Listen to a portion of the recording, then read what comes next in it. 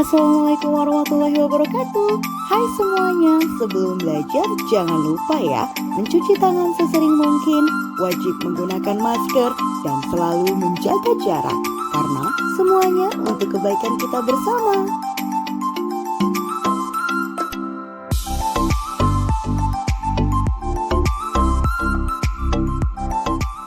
Assalamualaikum warahmatullahi wabarakatuh. Selamat pagi semuanya. Hari ini kita membahas bab baru ya, yaitu tentang surat pribadi dan juga surat dinas. Pada pertemuan kali ini kita akan membahas ciri-ciri dari surat pribadi dan juga surat dinas. Oke, kita langsung membahas tentang ciri-ciri dari surat dinas dan juga surat pribadi secara lebih detail. Oke, yang pertama kita ke surat dinas dulu.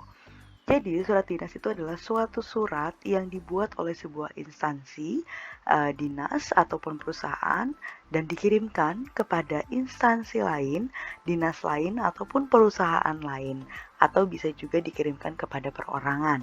Nah, kalau untuk surat dinas itu sifatnya formal atau kedinasan. Contohnya seperti ini. Perhatikan di bawah ini ya.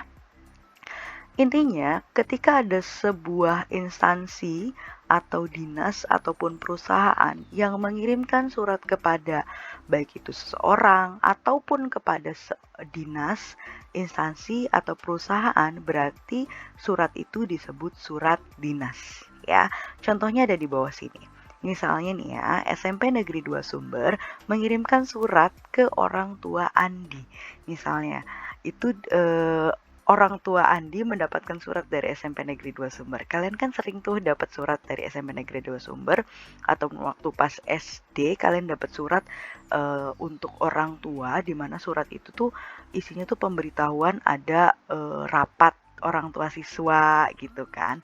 Nah, surat itu disebutnya adalah surat dinas. Nah, begitu juga contoh lainnya adalah surat yang dibuat oleh dinas pendidikan. Ini contohnya ya. Dinas Pendidikan mengirimkan surat ke SMP Negeri 2 Sumber. Nah, itu pun disebutnya adalah surat dinas. Intinya seperti ini untuk surat dinas. Surat dinas itu adalah sebuah surat yang dibuat oleh instansi, dinas, ataupun perusahaan. Dan dikirimkan ke perorangan bisa, ke dinas lain pun bisa. Intinya adalah surat yang dibuat oleh instansi atau dinas atau sebuah perusahaan. Ya, itu disebutnya surat dinas, begitu ya.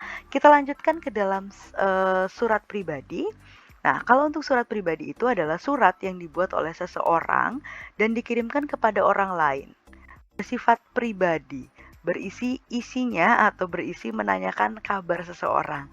Contohnya ada di bawah sini. Misalnya ya, kalau tadi kan surat dinas itu adalah surat yang dibuat oleh sebuah instansi, dinas ataupun perusahaan. Nah, kalau surat pribadi itu adalah sebuah surat yang dibuat oleh seseorang, ya. Orang yang buat ya, bukan sebuah perusahaan, bukan sebuah instansi. Ya.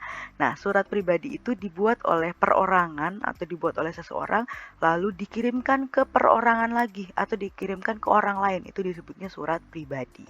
Nah, kalau misalnya seseorang membuat surat dan dikirimkan ke sebuah instansi atau dinas atau perusahaan, itu disebutnya adalah surat pribadi.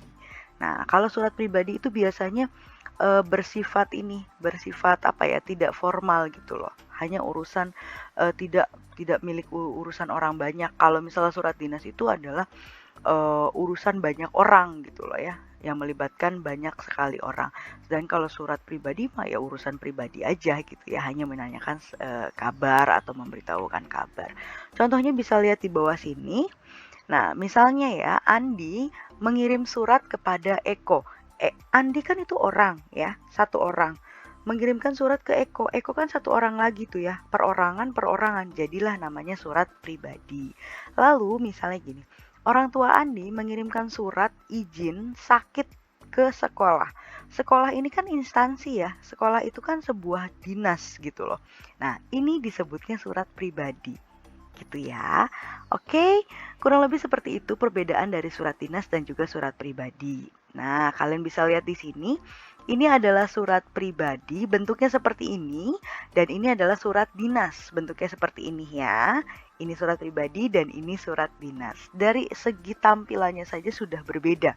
Kalau surat pribadi seperti ini dan surat dinas seperti ini. Terlihat berbeda bukan? Ya, berbeda. Oke, kurang lebih seperti itu ya untuk ciri-ciri dari surat pribadi dan juga surat dinas. Kita langsung ke tugasnya ya. Seperti biasa tugas 1, lakukan absensi kehadiran di kolom komentar dengan menuliskan nama, kelas, dan juga hadir. Lalu buatlah rangkuman dari video materi di pertemuan ini di buku catatan Bahasa Indonesia. Lalu kalian bisa mengumpulkannya pada hari Sabtu tanggal 24 April 2021. Nanti Ibu informasikan lagi ya kira-kira teknis pengumpulannya seperti apa. Lalu tugas yang kedua, silahkan kalian klik link yang ada di kolom komentar untuk mengakses tugas yang kedua. Begitu ya. Terima kasih. Wassalamualaikum warahmatullahi wabarakatuh.